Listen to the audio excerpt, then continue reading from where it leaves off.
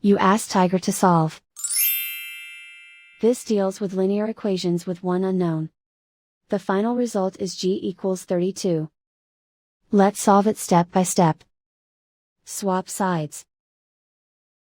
Group all constants on the right side of the equation. Add 5 to both sides. Simplify the arithmetic.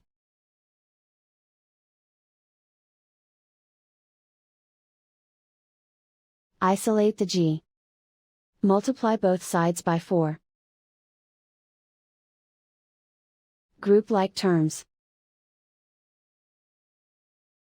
Multiply the coefficients. Simplify the fraction. Simplify the arithmetic. And so the final result is g equals 32.